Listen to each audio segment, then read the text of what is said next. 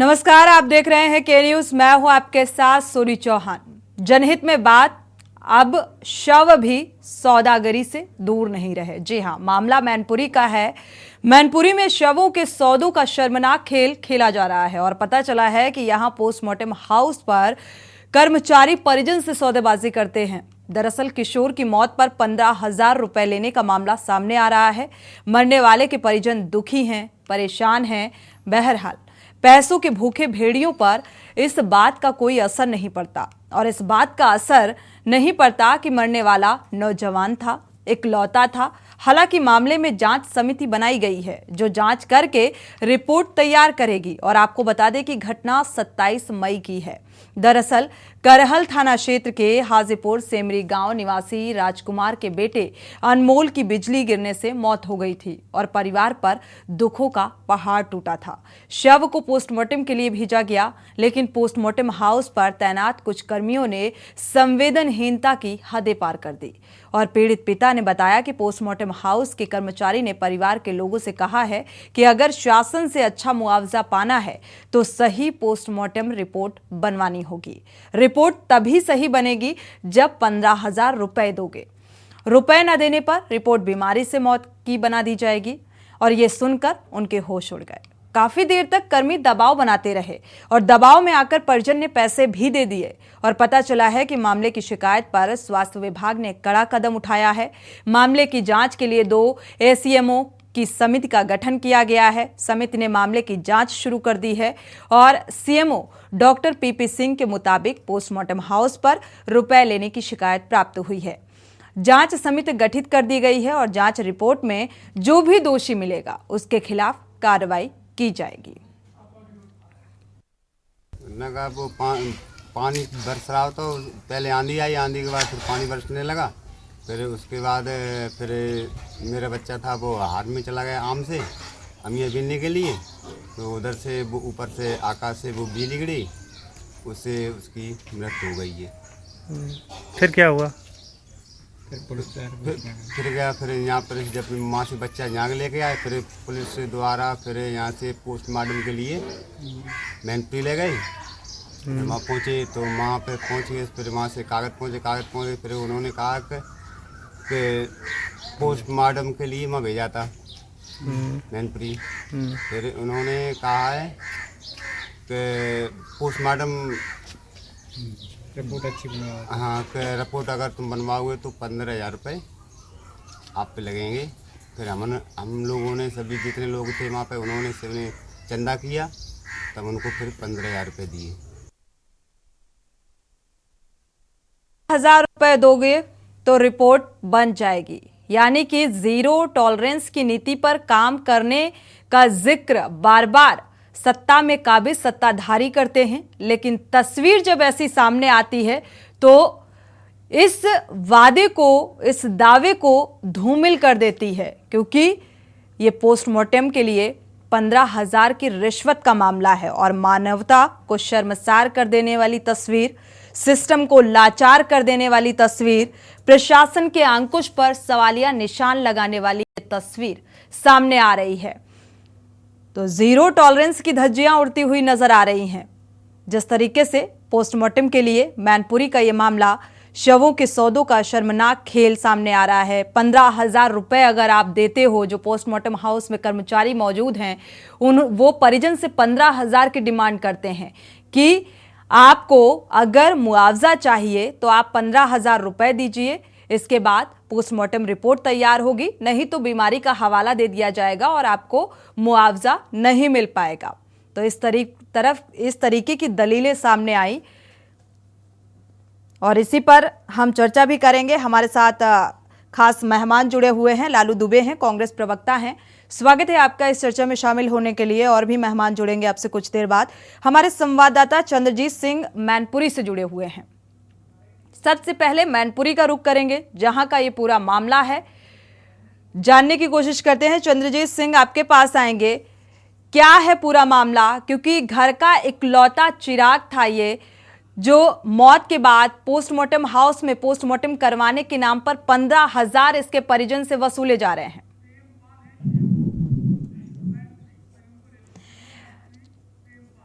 CMO Mainpuri के जुड़ चुके हैं चंद्रजीत सिंह जी, आपके पास आते हैं, वापस लौटेंगे। और मैनपुरी से सीएमओ प्रेमपाल सिंह हमारे साथ जुड़े हुए हैं।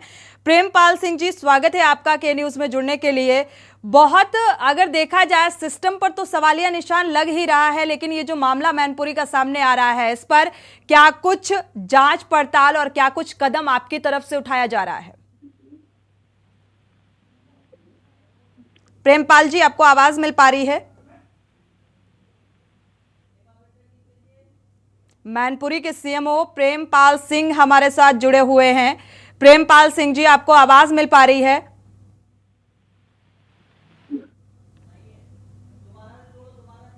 चलिए एक बार फिर से संपर्क करने की कोशिश करेंगे, क्योंकि मामला बेहद संवेदनशील, लेकिन यहां पर संवेदनहीनता जिस तरीके से सामने आई है वो कई सवाल खड़े कर रही है। कहां पर है जीरो टॉलरेंस की नीति, इस पर भी सवालिया निशान। प्रशासनिक कार्यशैली पर भी सवालिया निशान की 15,000 रुपए लेने के बाद आप पोस्टमार्टम रिपोर्ट ऐसी बनाएंगे कि आखिर इन परिजनों को मुआवजा मिल सकेगा, लेकिन एक धांधली की तस्वीर ये उजागर करता हुआ नजर आ रहा है। हालांकि एक बार फिर से संपर्क करने की कोशिश करेंगे। मैनपुरी से सीएमओ प्रेमपाल सिंह जी हमारे साथ जुड़ेंगे, लगातार कोशिश की जा रही है। एक बार रुक कर लेते हैं, हमारे संवाददाता मैनपुरी से जुड़े हुए हैं, अगर जुड़ते हैं सीएमओ तो जरूर उनसे जानने की कोशिश करेंगे कि आखिर इसको लेकर क्या कुछ कार्रवाई की जा रही है, क्या कुछ कदम उठाए जा रहे हैं। चंद्रजीत सिंह, आपके पास आएंगे। इस मामले को लेकर प्रशासनिक स्तर पर क्या कुछ कार्रवाई हो रही है? चलिए दोबारा से आपका रुख करेंगे। प्रेमपाल सिंह जी सीएमओ जुड़ चुके हैं मैनपुरी के इस वक्त। सीएमओ प्रेमपाल जी, अगर देखा जाए ये बेहद मानवता को शर्मसार कर देने वाली तस्वीर सामने आ रही है। हालांकि जांच समिति का गठन भी किया गया, जांच भी की जा रही है, क्या कुछ कदम उठाया गया आपकी तरफ से? जांच कराई गई 2 एडिशनल सीएमओ के द्वारा जी, तो उसमें जांच चल रही है। और मतलब जो जानकारी में जो तथ्य आते जा रहे हैं, जो कर्मचारियों को जो आउटसोर्स के थे उनकी सेवा समाप्ति के लिए लिखा गया है कंपनी को, उनकी सेवाएं समाप्त की जा रही हैं। फार्मासिस्ट को वहां से हटा दिया गया है और डॉक्टर को भी वहां से हटा दिया गया है। लेकिन बड़ा सवाल है प्रेमपाल सिंह जी, आप सीएमओ हैं, एक बड़ी जिम्मेदारी है, और ऐसी जब मानवता को शर्मसार कर देने वाली तस्वीर सामने आती है और देखा जाए तो इस मामले को लेकर महज एक ये बयान निकलकर सामने आता है ऐसी घटनाओं को लेकर कि इस पूरे मामले की जांच पड़ताल होगी और कार्रवाई की जाएगी। तो कार्रवाई मतलब हमने कर दी है, मतलब जो है, और चूंकि पहले कभी कोई इस तरह की घटना नहीं आई प्रकाश में। जी, प्रेमपाल सिंह जी, आप हमारे साथ बने रहिए। हमारे संवाददाता भी मैनपुरी से हमारे साथ चंद्रजीत सिंह जुड़े हुए हैं। चंद्रजीत, देखा जाए तो हालांकि जो सीएमओ हमारे साथ अभी जुड़े हुए हैं फोन लाइन में, उनका कहना है कि इस पूरे मामले की जांच पड़ताल की जा रही है। क्या वाकई जमीनी स्तर पर आपने जानने की कोशिश की, इस मामले की जांच पड़ताल की जा रही है? दोषियों के खिलाफ क्या कुछ कार्रवाई होती नजर आ रही है? चंद्रजीत, अनम्यूट करिए। सोनी, आपको बता दें, देखो इस मामले में प्रशासन जो डीएम से जब बात की गई तो उन्होंने का कहना है कि जो पोस्टमार्टम हाउस पर जो ऐसी जो घटना की है, इससे पैसे 15,000 रुपए की जो आरोप जो किशोर साज जो आकाशीय बिजली गिरने से जिसकी मौत हो गई थी, पोस्टमार्टम हाउस पर डॉक्टरों और चिकित्सकों पर उन्होंने 15,000 रुपए लेने का आरोप लगाया था।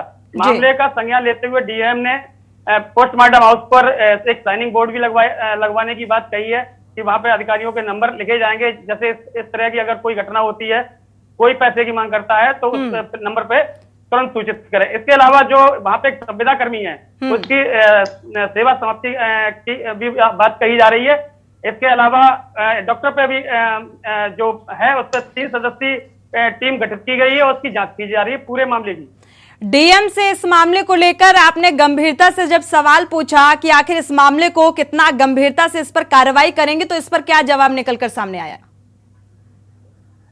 क्या कहा? जब फोन पर जब बात हुई है तो उनका यही कहना है कि 3 सदस्यीय टीम का गठन कर दिया गया है। मामले में जो ये प्राइवेट संविदा कर्मी है, इसकी सेवा समाप्ति के आदेश दिए जा रहे हैं। और वहां पे जो पीएम हाउस है, जो आगे ऐसी घटना न घटे, इसके लिए एक साइन बोर्ड नंबर दिए जाएंगे अधिकारियों के वहां पे, जिससे अगर भविष्य में ऐसा अगर कोई वहां पे पैसे की अगर मांग करता है पोस्टमार्टम हाउस पर, तो उसके खिलाफ वो नंबरों पर सूचित करेगा और उसके खिलाफ प्रशासन कार्रवाई करेगा। जी ठीक है चंद्रजीत, डीएम ने ये कहा है कि आगे से ये नंबर का देखा जाए तो डीएम से संपर्क करने की भी कोशिश के न्यूज लगातार कर रहा है, और लेकिन फोन उठता नजर नहीं आ रहा। अगर फोन उठता है, संपर्क होता है, तो जरूर हम सवाल पूछने की कोशिश करेंगे, क्योंकि इसमें कार्रवाई क्या होगी, सेवा समाप्ति महज से क्या अब ये ऐसे मामले दोबारा सामने नहीं आएंगे। प्रेमपाल सिंह सीएमओ मैनपुरी के हमारे साथ जुड़े हुए हैं इस घटनाक्रम को लेकर। प्रेमपाल जी, अगर देखा जाए तो ये एक बड़ी और अमानवीय घटना है, इसको लेकर आगे क्या कुछ कड़े इंतजाम होंगे, क्या कुछ सावधानी इस तरीके से होगी, हिदायत होगी, ताकि दोबारा ऐसा मामला सामने ना आए? वहाँ पर वो नंबर सभी के लिखा दिए गए हैं उच्च अधिकारियों के, कि जगह अगर कोई किसी तरह की कोई इस तरह की घटना करता है तो उसकी तुरंत जानकारी मिलेगी और उस पर सख्त कार्रवाई उस तरह की जाएगी।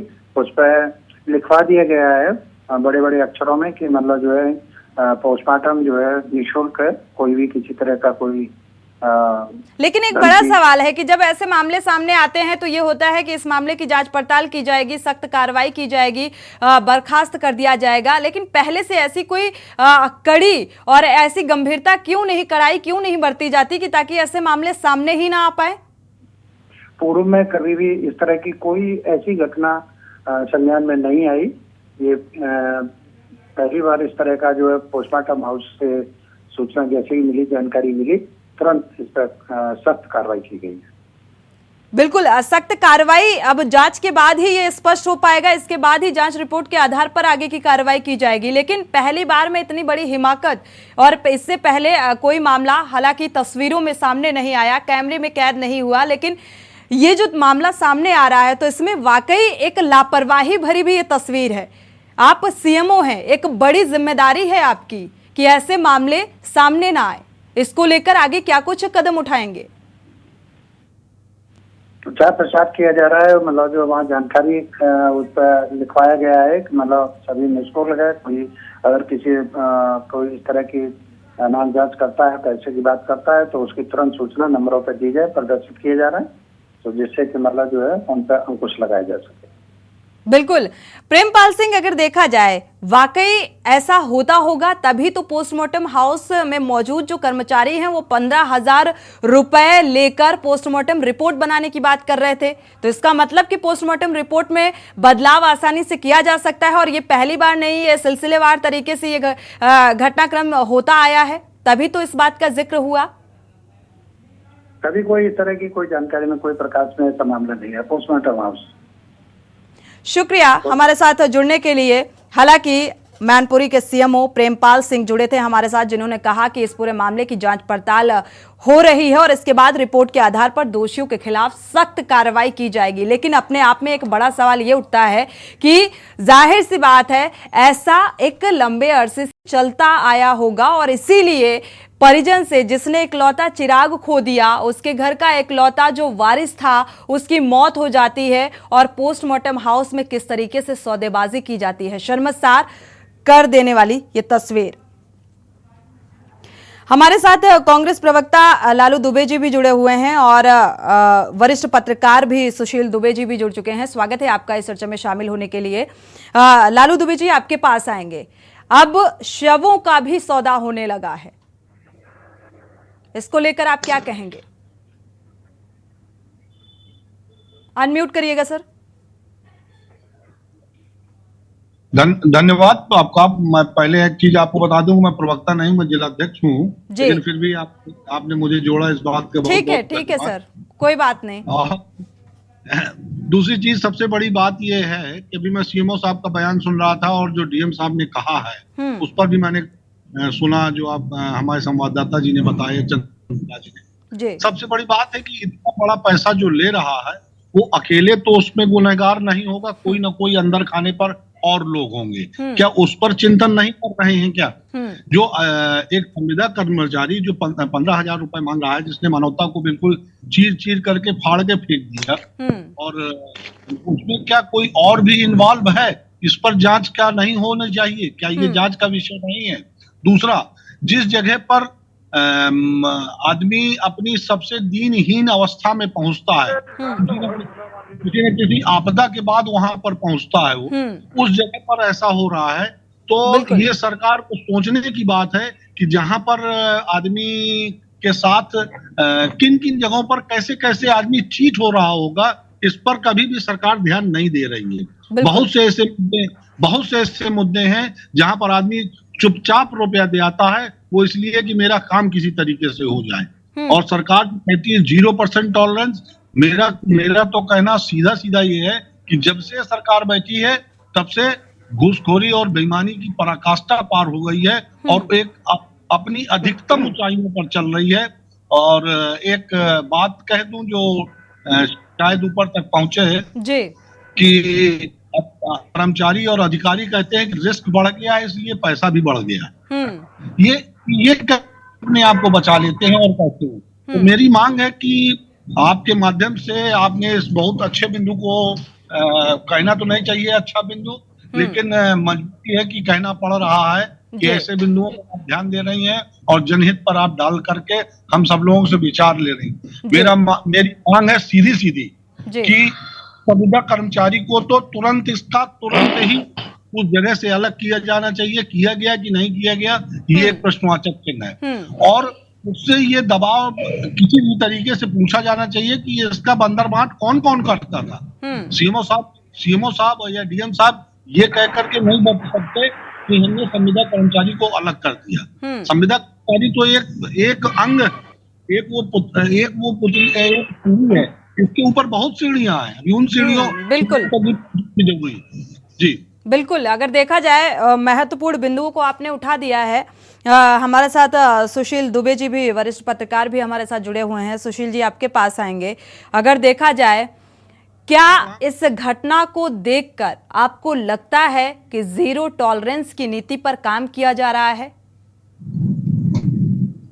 लालू जी, आपको आशीर्वाद। सोनी जी, आप हम पूरा प्रकरण फिर से बताइए मुझे। आप जी, मैनपुरी का ये पूरा मामला है सुशील जी, मैनपुरी का ये पूरा मामला है। इकलौता बेटा था जिसकी मौत हो जाती है आकाशीय बिजली गिरने की वजह से, और फिर उसे पोस्टमार्टम हाउस में जब पोस्टमार्टम के लिए ले जाया जाता है, तो आप समझ सकते हैं कि जिसका इकलौता चिराग होगा उसकी मानसिक स्थिति क्या होगी। और वहां पर पोस्टमार्टम हाउस में जो कर्मचारी मौजूद होते हैं वो कहते हैं अगर आपको मुआवजा चाहिए तो आपको 15,000 रुपए देने होंगे, ताकि रिपोर्ट उस आधार पर बनेगी और आपको वो बेनिफिट मुआवजे का मिल पाएगा। नहीं तो बीमारी का हवाला देकर रिपोर्ट बना दी जाएगी, उसमें बीमारी का हवाला दिया जाएगा और आपको मुआवजा नहीं मिल पाएगा।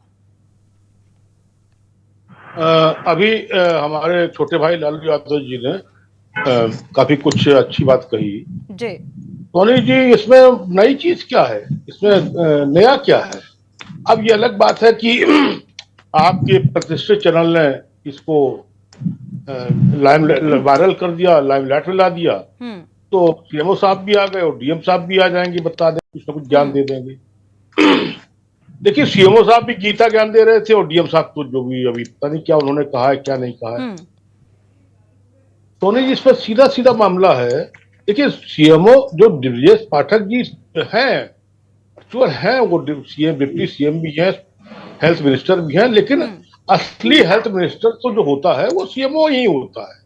बिल्कुल, उससे बड़ा हेल्थ मिनिस्टर कोई नहीं होता है। कहने को पॉलिटिकल हेल्थ मिनिस्टर और ओरिजिनल हेल्थ मिनिस्टर में अंतर करना पड़ेगा।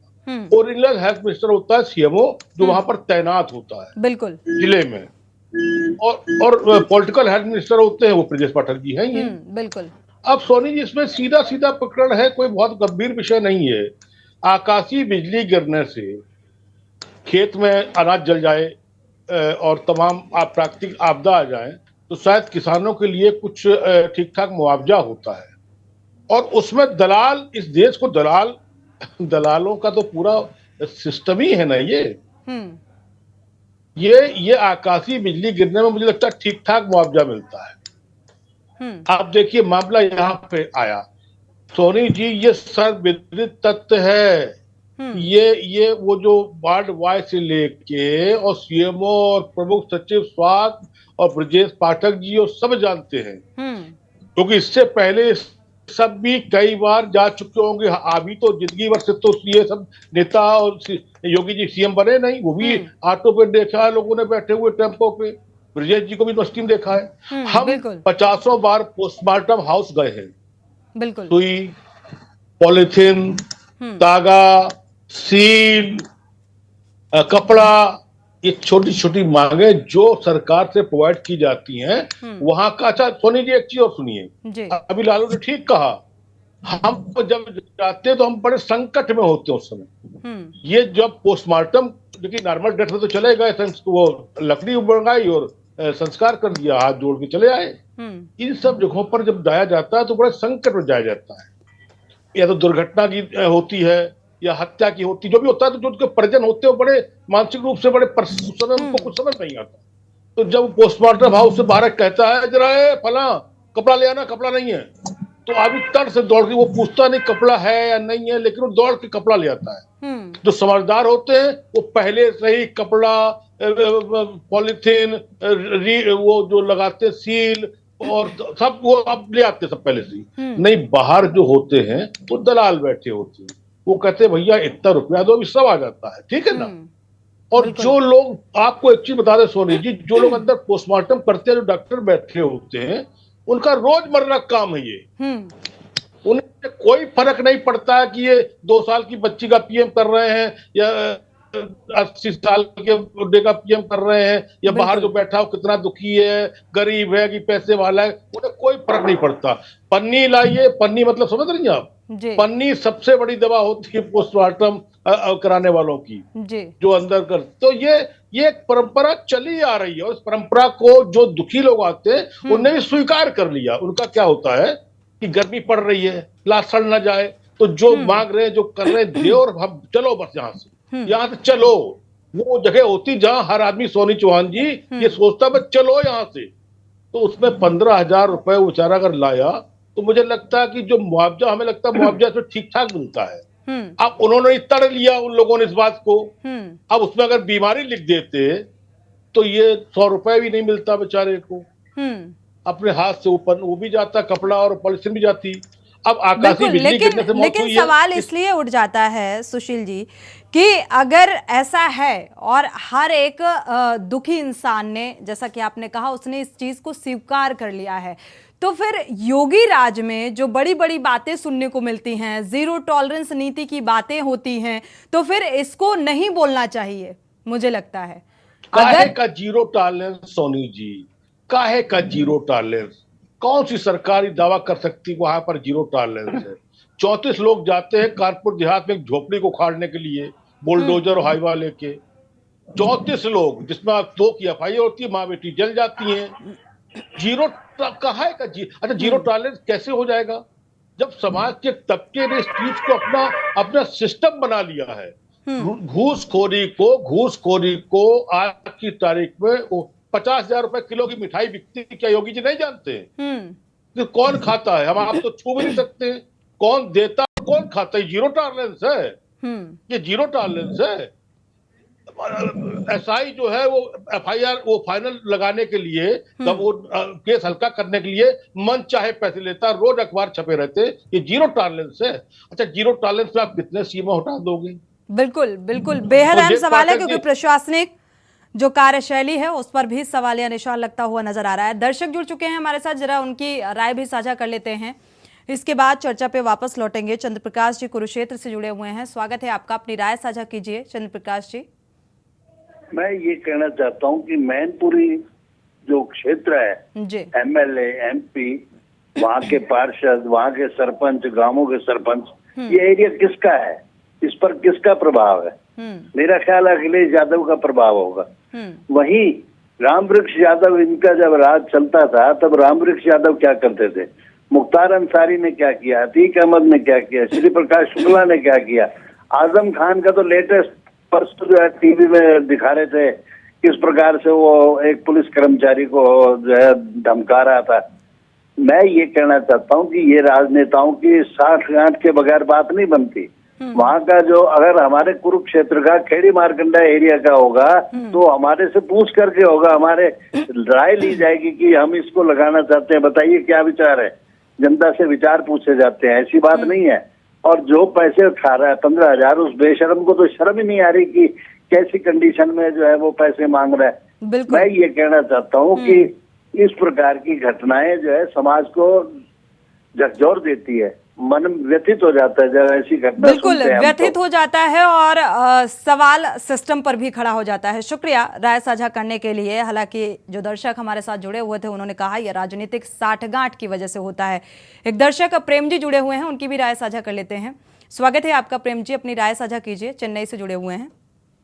नमस्कार मैम। जी नमस्कार मैम, ये बोल रहा हूँ कि आप जीरो टॉलरेंस की जो बात कह रहे हैं, जो 15 करोड़ जनता को मुफ्त में योगी जी जो राशन दे रहे हैं वो वोट के लिए दे रहे हैं कि उनकी सेवा के लिए दे रहे हैं, ये वोट के लिए दे रहे हैं? ये एक तरह से घूस है।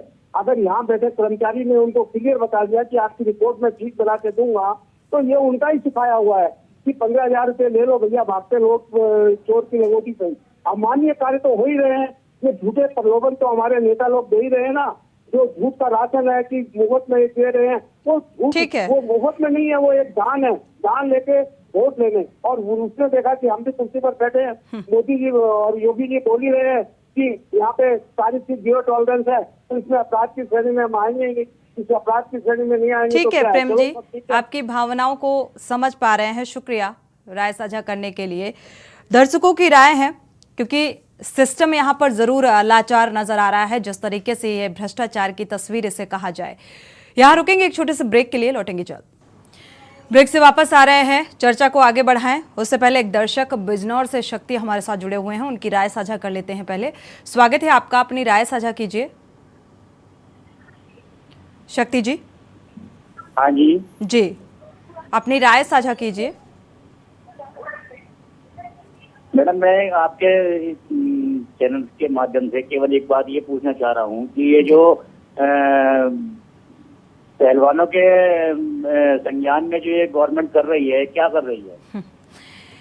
इस मसले पर जब डिबेट करेंगे, क्योंकि लगातार के न्यूज़ इस पर डिबेट करता भी रहा है और इस पर क्या कुछ संज्ञान लिया जाएगा, शासन और प्रशासन स्तर तक बात पहुंचाने की कवायद हमेशा रहती है के न्यूज़ की। लेकिन मसला आज मुद्दा दूसरा है। शक्ति जी, अगर इस पर आप कुछ कहना चाहते हैं तो कह सकते हैं।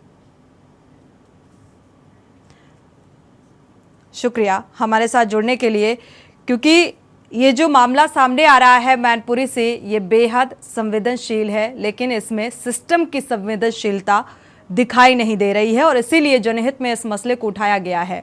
एक बार फिर से मैनपुरी का रुख कर लेते हैं। हमारे संवाददाता चंद्रजीत सिंह जुड़े हुए हैं। चंद्रजीत, आपके पास आएंगे। परिजनों से 15,000 रुपए मांगे गए और परिजनों ने दे भी दिए। अब ये पूरा मामला सामने आया है, इस पर सीएमओ भी हमारे साथ जुड़े। उन्होंने भी कहा, आपने साफ तौर पर सुना कि इस पूरे मामले की जांच पड़ताल होगी, रिपोर्ट के आधार पर आगे की कार्रवाई की जाएगी। लेकिन उस कार्रवाई को लेकर कितनी गंभीरता नजर आ रही है, चाहे वो सीएमओ के स्तर की बात करें, चाहे वो डीएम स्तर की बात करें। देखो सोनी, आपको बता दें, इस मामले में ये मामला छोटा मोटा मामला नहीं है। एक जो गरीब परिवार है उसने जो आरोप लगाया है कि चंदे से हमने पैसे इकट्ठे किए फिर मैंने पैसे दिए, ये बेहद गंभीर मामला है। अब इस मामले में प्रशासन जो जांच की बात कह रहा है और एक जो संविदा कर्मचारी है उसकी सेवा समाप्ति की बात कह रहा है। अब इस पे क्या क्या लोग, कितने कितने लोग इसमें लेन देन में शामिल रहे हैं, ये जांच का विषय है। जांच में क्या सही आता है, क्या निष्कर्ष निकल कर आता है, ये जांच के बाद ही पता चल सकेगा। जी बिल्कुल, ये एक रटा रटाया बयान होता है चंद्रजीत सिंह कि जांच के बाद ही स्थिति साफ हो पाएगी, जैसा कि सीएमओ ने भी इस बात का जिक्र किया।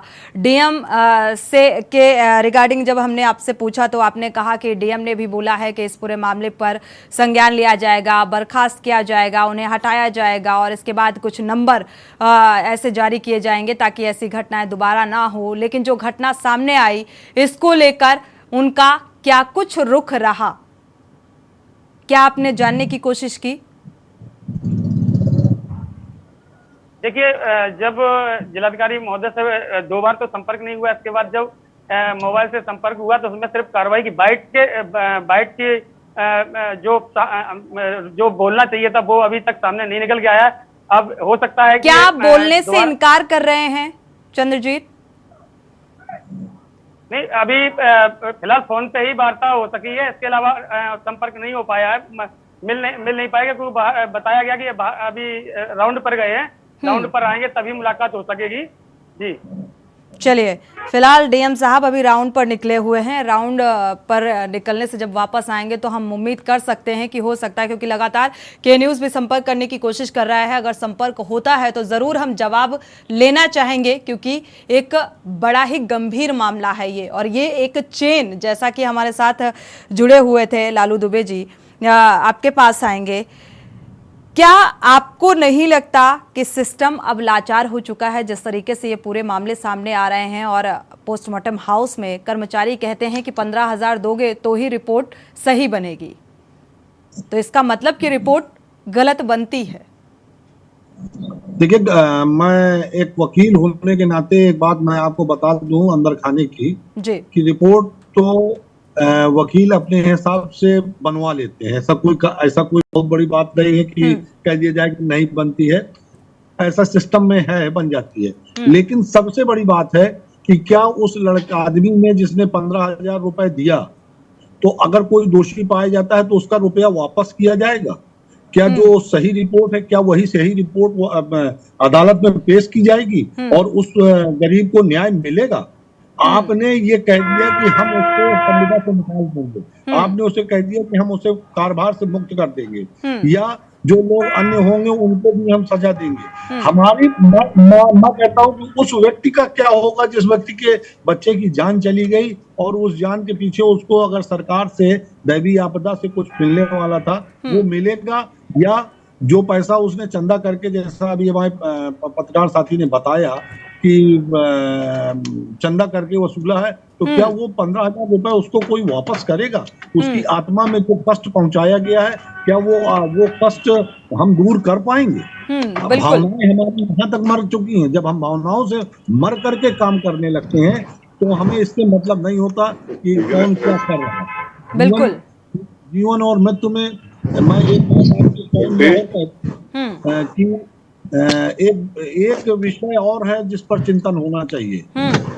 औचक निरीक्षण मैं सुनता चला आ रहा हूँ कि डिप्टी चीफ मिनिस्टर साहब कर रहे हैं, सीएमओ साहब कर रहे हैं, डीएम साहब कर रहे हैं। अस्पतालों के औचक निरीक्षण के बाद क्या स्थितियां सुधर गई? क्या उन पर परिवर्तन आ गया? क्या डॉक्टरों के पर्चा लिखने का सिस्टम में परिवर्तन आ गया कि बाहर से दवा नहीं लिख रही? अगर नहीं आया है तो ये औचक निरीक्षण किस काम का? बिल्कुल। और क्यों जनता को बेवकूफ बना रहे हो कि हम औचक निरीक्षण कर रहे हैं? आप तो उस औचक निरीक्षण आड़ में आकर के इन सबों का बंदरबाट का एक हिस्सा बनना चाहते हो, ये मेरा आरोप है सीधा सीधा। बिल्कुल, यहाँ पर लापरवाही, मानवता, और देखा जाए तो ये मानवता को शर्मसार कर रही है ये तस्वीर।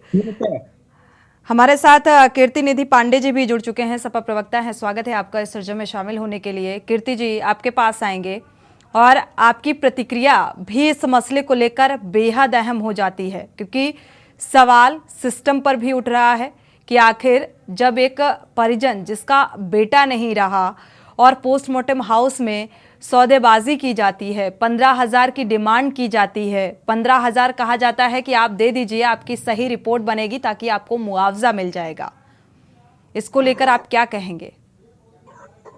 देखिए, इस तरीके की घटना उत्तर प्रदेश को शर्मसार करने वाली घटना। अब उन लोगों को शर्म आती कि नहीं आती जिन लोगों ने जीरो टॉलरेंस की बात की, जो लगातार कहते हैं कि हमारी सरकार में जीरो टॉलरेंस है, उनको शर्म आती कि नहीं आती? लेकिन इस तरीके की घटनाएं पूरे उत्तर प्रदेश को शर्मसार करती है। और उत्तर प्रदेश का जो स्वास्थ्य महकमा है उस भ्रष्टाचार चरम पर है। की वानगी कई बार दिखी, उसकी वानगी तब दिखी जब उत्तर प्रदेश के अंदर ट्रांसफर नीति बनाई गई। ट्रांसफर जब हुआ तो ट्रांसफर नीति की धज्जियां उड़ा दिया स्वास्थ्य विभाग के प्रमुख सचिव, और स्वास्थ्य मंत्री का अलग और प्रमुख सचिव का अलग, दोनों का टकराव। और जब भ्रष्टाचार की पोल खुली तो जो मृत हो गए कर्मचारी उनका भी स्थानांतरण हो गया, जो कर्मचारी विकलांग नीति में आते हैं उनका भी स्थानांतरण हो गया, जो कर्मचारी दंपत्ति नीति में आते थे उनका भी ट्रांसफर हो गया।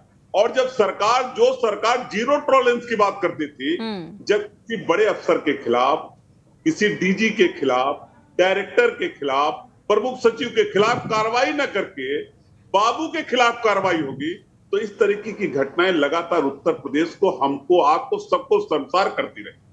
ये जीरो टॉलरेंस के मुंह पे करारा तमाचा है जो लोग जीरो टॉलरेंस की बात करते हैं। और मैं कह रहा हूं कि सरकार को इस पे संज्ञान लेना चाहिए और इस तरीके का केवल मैनपुरी नहीं, उत्तर प्रदेश के सभी पोस्टमार्टम सेंटर में जो मरीज पीड़ित होते हैं, जिनके परिवार में किसी के एक्सीडेंट हो गई रहती है, के बाद मृत्यु हो जाती है, जो लोग पोस्टमार्टम हाउस पे जाते हैं, आपको एक दो वाक्य और याद होगा, आप तो बहुत दिनों से मीडिया में हैं, एक दो वाक्य आपको याद होगा। गोरखपुर जो मुख्यमंत्री जी का गृह जनपद है, गोरखपुर का एक पोस्टमार्टम हाउस सीएमओ ऑफिस के बगल में जी, और उसमें 100 को चूहों ने कुतर दिया, चूहों ने कुतर दिया। इतनी दुर्व्यवस्था और इतना भ्रष्टाचार, और आज भी दवा बाहर की लिखी जा रही है। खुला अस्पताल से मरीज प्राइवेट नर्सिंग होम भेजे जा रहे हैं, बड़े पैमाने पे लूट का खेल चल रहा है और सरकार अंकुश लगाने में पूरी तरह फेल है। बिल्कुल, ये तो कहा जा रहा है कि भ्रष्टाचार, राजनीतिक पार्टियों की बात करें तो आरोप और प्रत्यारोप इस मामले को लेकर जब भी ऐसा मामला सामने आता है तो लगते रहते हैं। सत्ता में काबिज सत्ताधारी कहते हैं कि पूर्व में भ्रष्टाचार था, फिर कहा जाता है कि वर्तमान में भ्रष्टाचार है, लेकिन इस भ्रष्टाचार की भेंट जो है वो आम आदमी ही चढ़ता है, एक गरीब परिवार। जैसा कि ये मैनपुरी का मामला जो सामने आ रहा है और पोस्टमार्टम हाउस से जुड़ी हुई न जाने कितनी तस्वीरें के न्यूज़ ने उस पर बहुत चर्चाएं की हैं। आपके पास आएंगे सुशील दुबे जी। अब सवाल ये है कि आखिर सिस्टम में सुधार आएगा कैसे? दावे और वादे तो बड़े बड़े किए जाते हैं, सरकार की गंभीरता नजर नहीं आ रही। सोनी जी, पहले तो आप मुझे ये बताइए कि रिपोर्ट तो बन गई कि नहीं बन गई? सही रिपोर्ट के लिए पैसे तो दे दिए परिजनों ने, लेकिन रिपोर्ट का अभी अता पता नहीं है। अब रायता फैल गया जी। अगर देखिए रिपोर्ट अब वो सोनी जी ये बताइए जी, जो पीएमओ हाउस में बैठते, जो पोस्टमार्टम में बैठते हैं, वो डॉक्टर होते हैं या जो उनके असिस्टेंट होते हैं, जो उनको छेनी हथौड़ी ला के देते हैं या फला करते दिमाग करते हैं? वहां संविदा कर्मी कौन आ गया? वो क्या कर रहा था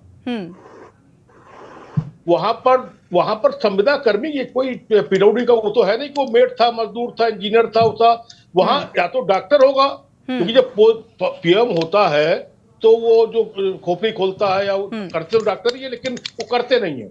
वो एक मेज में बैठे होते हैं और जो नीचे असिस्टेंट होता है वही सबको करता है, वही पन्नी पी के अपना सारा काम निपटाया करता है।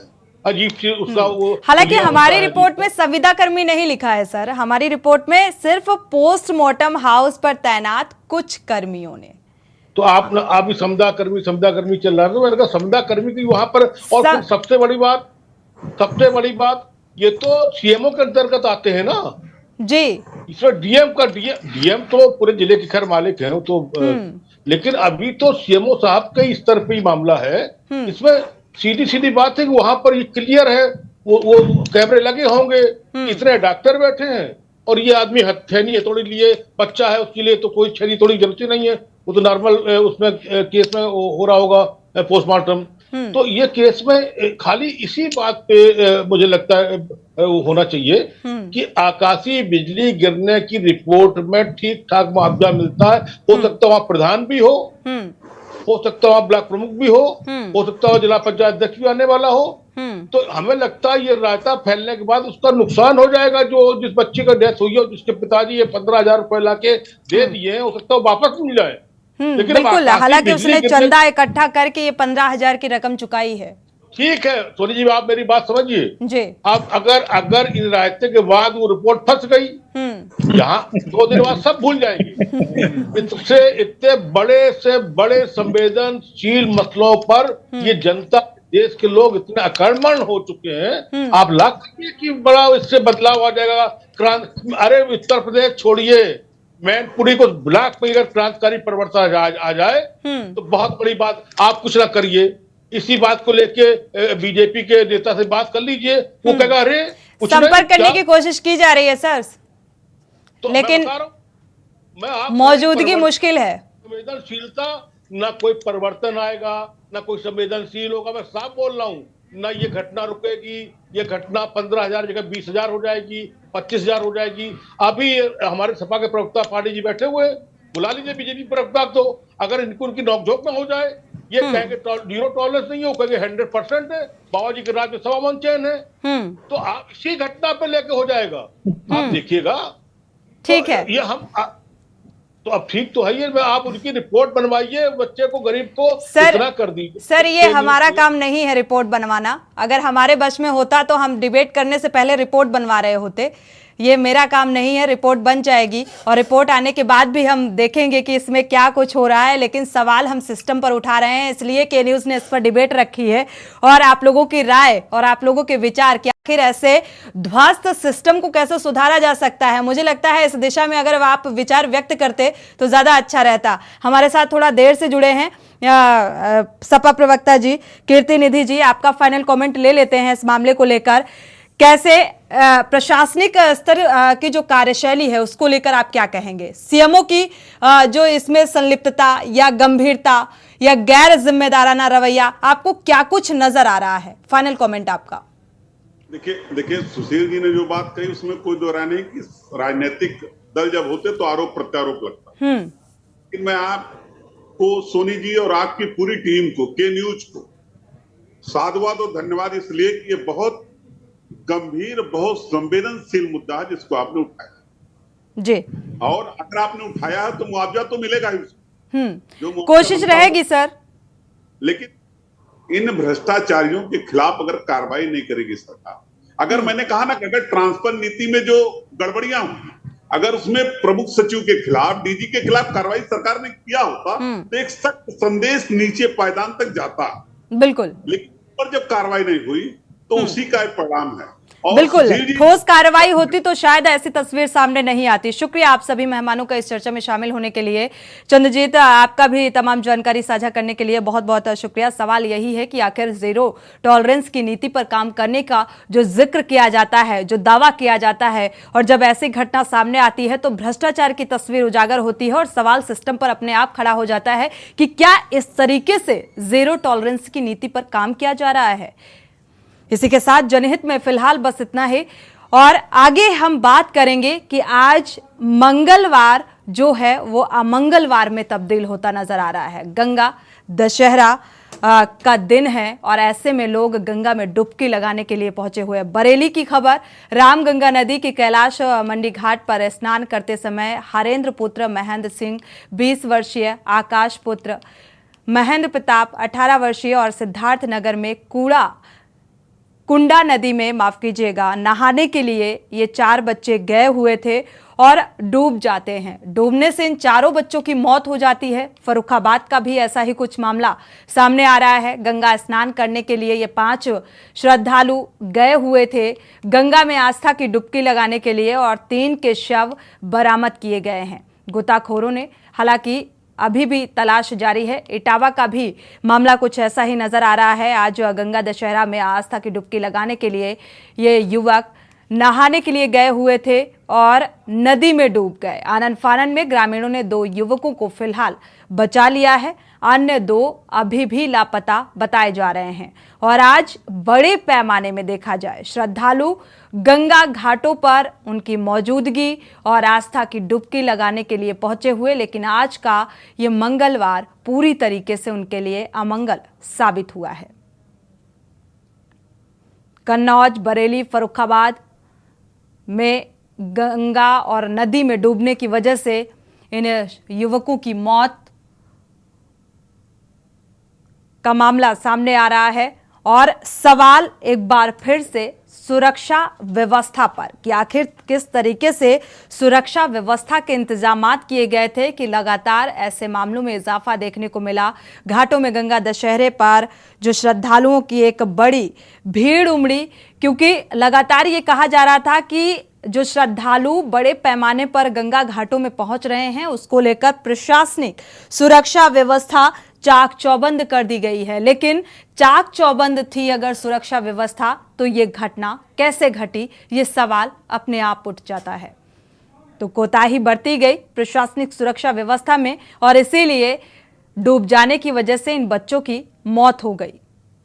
चाहे फर्रुखाबाद की बात करें, सिद्धार्थनगर की बात करें, बरेली की बात करें, कन्नौज की बात करें, तो आज गंगा दशहरा में लोग गंगा घाटों पर बड़े पैमाने पर पहुंचे हुए थे और प्रशासनिक स्तर पर इस भीड़ को देखते हुए दावे भी किए गए थे कि सुरक्षा व्यवस्था चाक चौबंद है। लेकिन बावजूद इसके कमी कहां पर रह गई, सुरक्षा व्यवस्था में चूक की यह तस्वीर सामने आ रही है, जिस वजह से गंगा में डूबने की वजह से और नदी में डूबने की वजह से इन श्रद्धालुओं की मौत हुई।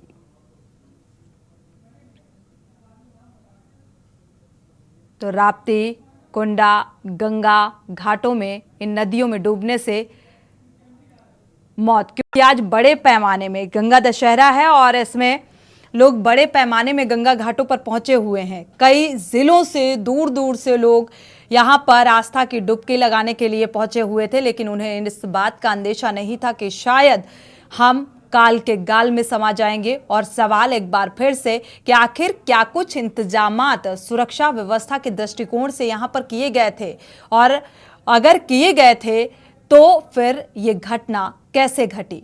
तो सुरक्षा के दावों की पोल खोलती हुई ये तस्वीरें सामने आ रही हैं।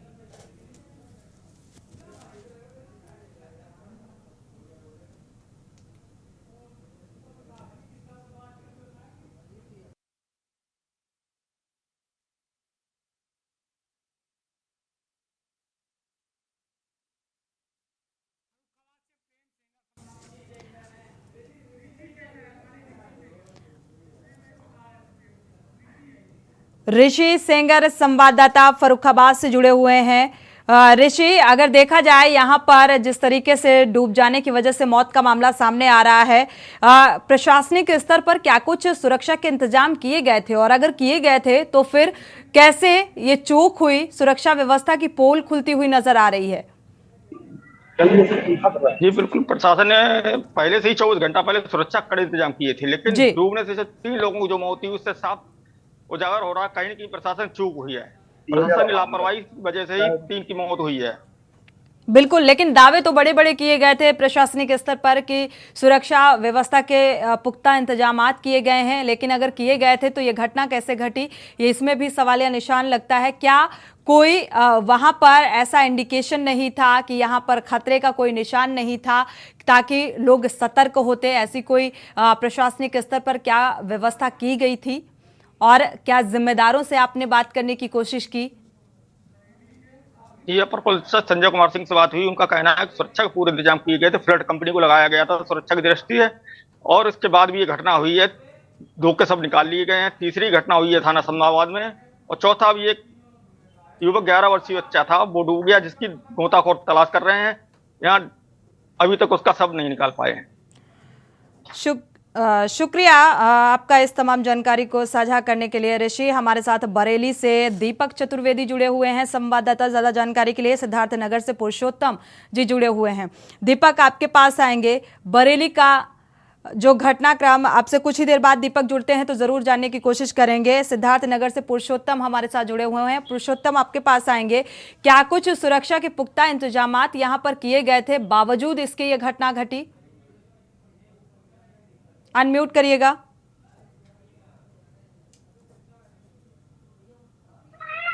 जी, आपको बताना चाहेंगे कि सिद्धार्थनगर जिले में जो घोघी नदी है, इसमें डूबने से 4 बच्चों की मौत हो गई। हालांकि वो जो नदी बताया जा रहा है, वहां सुरक्षा का तो कोई इंतजाम था ही नहीं। बच्चे नहाने गए थे और नहाते समय एक बच्चा डूबा, उसको बचाने के चक्कर में 3 अन्य बच्चे भी डूब गए, जिससे चारों की वहां दर्दनाक मौत हो गई। बिल्कुल, परिजनों ने क्या सुरक्षा व्यवस्था को लेकर सवाल उठाया, क्योंकि अगर ऐसी घटना क्या इससे पहले भी घटी थी, इस बारे में कोई जानकारी, क्योंकि ये घटना वाकई सुरक्षा व्यवस्था के दावों की पोल खोलती नजर आ रही है इस घटना के बाद से।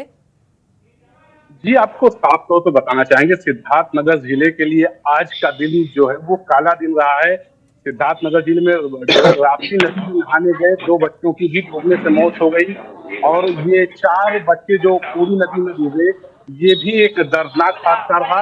कि परिजन जो है लगातार रो रो कर दुहाई दे रहे हैं, सरकार से मांग कर रहे हैं कि हमारे बच्चे तो चले गए लेकिन अन्य किसी के साथ इस तरह की घटना ना हो, सुरक्षा व्यवस्था के लिए वहां पर कोई इंतजाम किया जाए। बिल्कुल, तो क्या प्रशासनिक स्तर पर कोई आश्वासन मिला, सुरक्षा व्यवस्था के पुख्ता इंतजाम किए जाएंगे ताकि आगे से कोई ऐसी घटना दोबारा सामने ना आए? ये आपको बता दें हम कि लगातार लोगों के द्वारा मांग की जा रही है और लगातार मांगे जारी रहती हैं। आए दिनों में हम लोग देखते हैं कि कहीं ना कहीं ऐसी घटनाएं हो जाती हैं, लेकिन प्रशासन के द्वारा कोई भी न कार्रवाई न होना, कोई भी इंतजाम न होना, लगातार जो है प्रशासन खुद कटघरे में खड़ा होता दिखाई पड़ रहा है कि अगर ऐसी चीजें हैं तो व्यवस्था क्यों नहीं हो रही है। लोग मांग तो करते हैं लेकिन उनकी मांगे पूरी नहीं हो पा रही है। बिल्कुल, लगातार मांग की जा रही है कि ताकि प्रशासनिक स्तर पर अगर सुरक्षा व्यवस्था चाक चौबंद की जाती है तो दोबारा से ऐसे अप्रिय घटना नहीं घटेगी। इटावा से हमारे संवाददाता प्रमोद दीक्षित जुड़े हुए हैं। प्रमोद, आपके पास आएंगे। इटावा से भी कुछ ऐसी ही घटना सामने आई, इसको लेकर क्या कुछ इंतजामात प्रशासनिक स्तर पर किए गए थे और अगर किए गए थे तो फिर ये घटना कैसे घटी? जी बिल्कुल, जिस तरीके से इटावा जो जनपद का सिविलियन थाना पड़ता है उसके क्षेत्र में एक सकरौली गांव आता है जहां पर जमुना नदी वहां निकली हुई है और सुबह जैसे कि आज दशहरा है उसको देखते हुए वहां के ग्रामीण लोग उसमें जाकर के स्नान करने गए थे। उसी क्रम में आज 6 लोग उसमें जमुना जी में स्नान करने के गए थे। उसी वक्त 4 व्यक्तियों की वहां पर, जिसमें कि 2 मासूम बच्चे हैं और 2 व्यक्ति हैं जो कि उसमें डूब जाते हैं। पर ग्रामीणों को जैसे ही सूचना मिलती है वे उसी हिसाब से तत्काल ग्रामीण वहां पहुंचते हैं और आन फानन में 2 लोगों को बचा लिया जाता है, जबकि 2 लोग अभी भी उसी जमुना जी में डूबे हुए हैं। जबकि वहां के ग्रामीणों का साफ तौर पर कहना है और उनके जो बच्चे जो उसमें डूबे हुए हैं उसमें तो एक की उम्र करीबन 26 वर्षीय बताई गई है, जो कि 8 महीने पूर्व ही उसकी शादी हुई थी, जबकि उसमें एक 15 साल का एक बच्चा भी उसमें अभी डूबा हुआ है। जबकि उनके परिजनों का साथ देखा जाए प्रमोद तो कई घंटों का वक्त बीत चुका है, जैसा कि आप बता रहे हैं अभी भी 2 की तलाश जारी है, तो क्या कुछ प्रयास किए जा रहे हैं? क्या गोताखोरों की मदद से ढूंढने का प्रयास लगातार जारी है? जैसा कि उन परिजनों का साफ तौर पे प्रशासन के ऊपर आरोप लगाया गया है कि जो करीब की घटना सुबह 7:15 बजे की है जो बताई जा रही है, उसके बावजूद भी 12-1 बजे तक कोई भी प्रशासनिक के अधिकारी तो वहां मौके पे पहुंचे हैं, पर उनका साफ तौर पर कहना है कि अधिकारी यहां आए हैं और देख के चले गए, पर कोई भी गोताखोर ने अभी तक उनको ढूंढने का प्रयास नहीं किया गया है। जी बिल्कुल, प्रशासनिक लापरवाही को दर्शाती ये तस्वीरें सामने आ रही हैं, जगह जगह से ये तस्वीरें सामने आ रही हैं। आपके पास आएंगे ऋषि। देखा जाए तो परिजनों का क्या कुछ परिजनों की का कहना है सुरक्षा व्यवस्था को लेकर, क्योंकि सुरक्षा व्यवस्था में लापरवाही के चलते ही ये हादसा हुआ है। जी बिल्कुल, प्रशासन के इसमें लापरवाही जिसके चलते ही ये हादसा हुआ और परिजनों का भी कहना है कि अगर प्रशासन सचेत होता तो इस तरह से ये नहीं डूबते हैं। शुक्रिया इस तमाम जानकारी को साझा करने के लिए। आपका भी बहुत बहुत शुक्रिया पुरुषोत्तम, इस तमाम जानकारी को साझा करने के लिए। प्रमोद, आपका भी बहुत बहुत शुक्रिया। लेकिन प्रशासनिक लापरवाही को दर्शाती ये तस्वीरें आज कई लोगों की जिंदगी में आज का मंगल अमंगल साबित हुआ है, क्योंकि आज गंगा दशहरा के मौके पर गंगा घाटों में भारी तादाद में श्रद्धालुओं का जमावड़ा देखने को मिला था। बावजूद इसके प्रशासनिक स्तर पर कोताही बरती गई सुरक्षा व्यवस्था को लेकर और इसी वजह से इतने लोगों की डूब जाने की वजह से मौत का मामला सामने आ रहा है। अब मांग उठ रही है कि ऐसी जगहों पर, ऐसे घाटों पर या नदियों पर सुरक्षा व्यवस्था होनी चाहिए ताकि और कोई काल के गाल में ना समा जाए। इसी के साथ फिलहाल इतना ही। आगे खबरों के लिए आप देखते रहिए के न्यूज़ इंडिया।